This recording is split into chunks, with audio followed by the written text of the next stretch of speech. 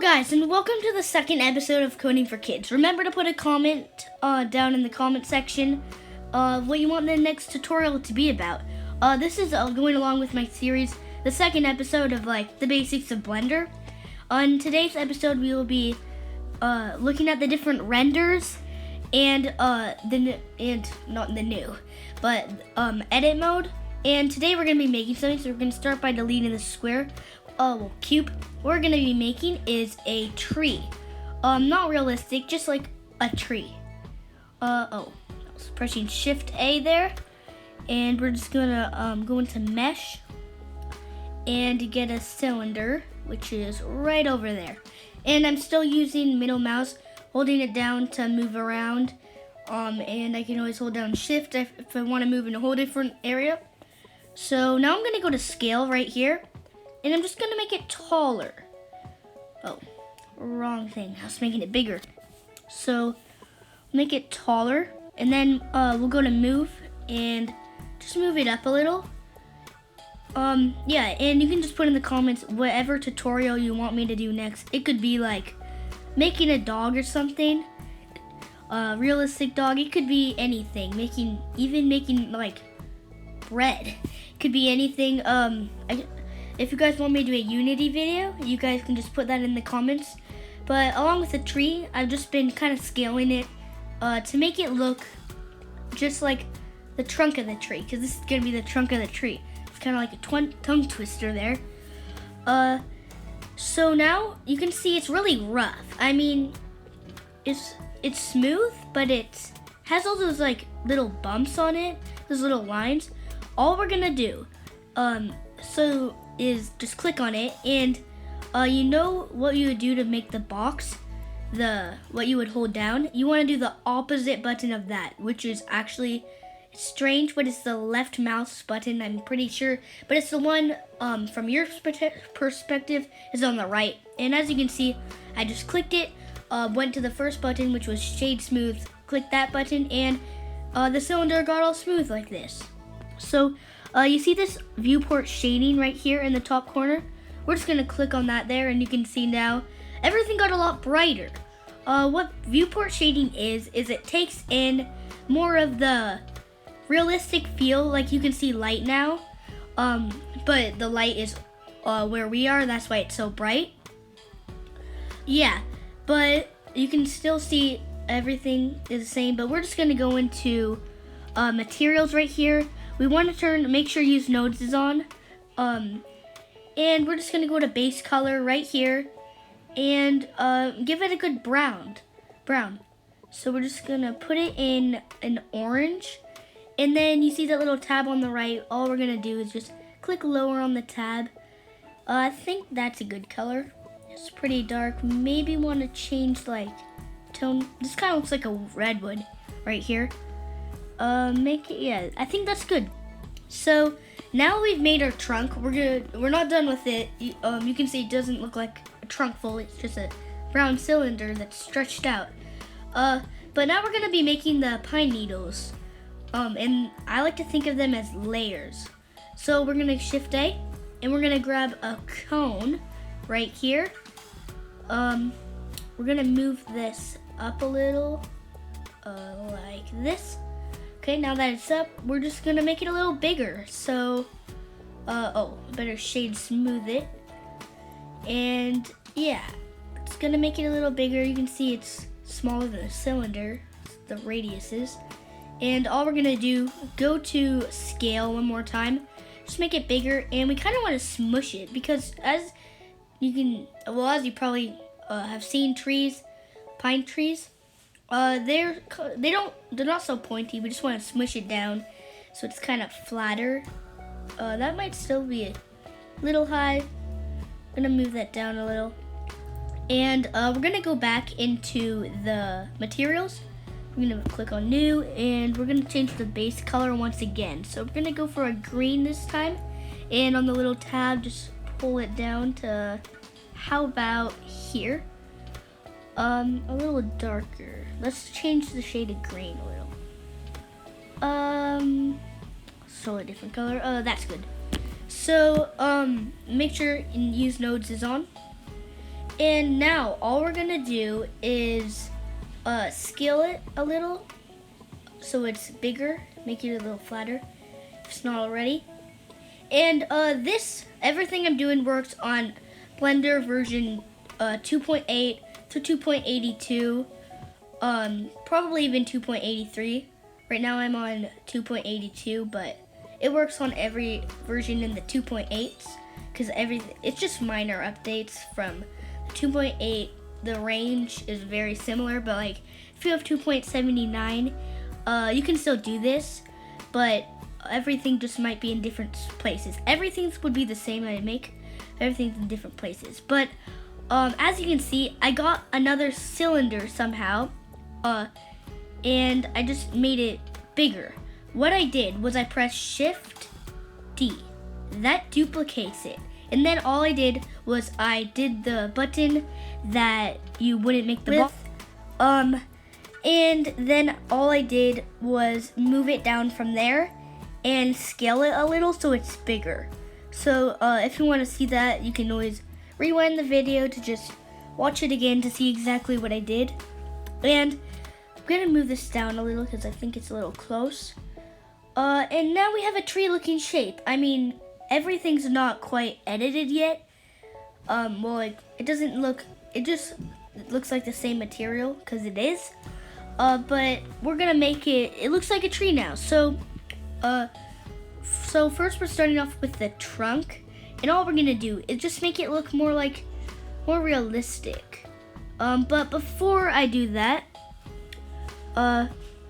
well, actually, I'll do that when we're done doing all this. So as you can see, it looks very not like a trunk, but with use nodes on, we're gonna go back to materials.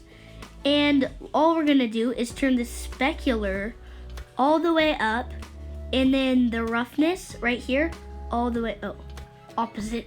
Turn the roughness all the way up, and the specular all the way down. Roughness and specular are what you're gonna be using the most. Depending on what you're making, maybe metallic and clear coat, you're gonna be using it a lot too. These are the main ones. The other ones aren't as needed as much, but you see what clear coat, it's clear coat, like render. But what it does is it makes it look really shiny. That's what clear coat does. And roughness just changes the roughness, and the specular kind of, it goes along with the roughness. You have to kind of use both. But I'm just playing around kind of with the settings until it looks like a trunk. I think this looks good. I turned up the specular a little bit, and I think it's looking good. So now we're going on to the pine needles. And they are pretty close to what they would normally look like, but I'm just gonna kind of play around. That's very shiny. They're pretty close to what they normally look like, but they need some adjustments, I think. So if I just turn the roughness all the way up, and the specular down, the specular a little bit up, but pretty much down, then it should make a pretty good looking tree. I think the specular looks all the way up actually looks pretty good. So let's keep it like that. But now to the next render. This is Viewport Shading with rendered. So we're just gonna go ahead and click on that, and you can see it's all black, and also it looks very much more realistic. Why it's black is because the light, you can see where you can actually see it.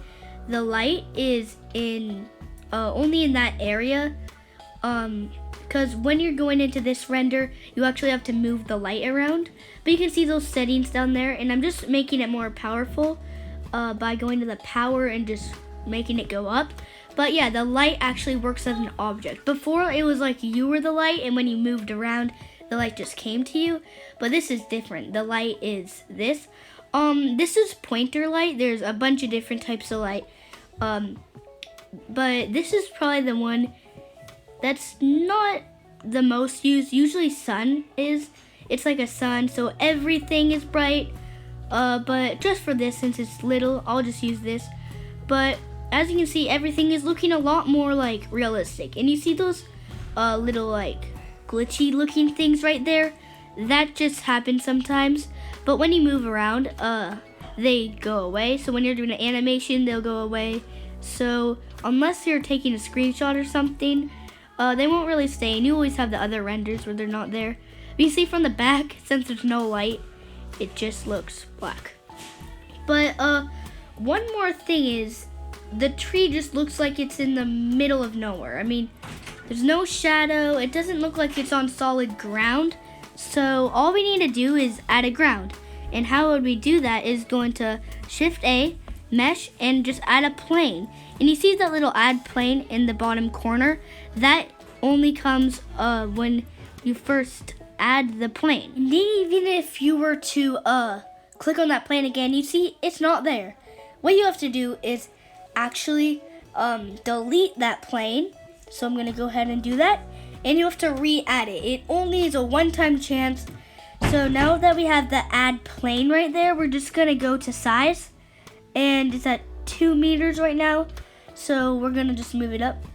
I'm not sure how much feet that is, but yeah. So now you can see the tree actually has a little bit of a shadow, but because the light is in that position, if I move this up like that, you can actually see a shadow on the tree, which I think is pretty cool, because yeah, now it looks more realistic. It kind of almost looks like that the plane just cut off, but the tree looks almost too perfect. So here's another new thing. If you go to object mode up there, you're in object mode, but you can click on that, and you want to go to edit mode. You can also press tab like I did right there, and we're in edit mode. And make sure you have proportional editing on right there. Just turn that on, and then press G. We'll click on one of those little things, press G, and you see you can move it around. But sometimes you see that little circle that I'm moving around. All I'm doing is moving my wheel up, but sometimes you might not see it because it's so zoomed in.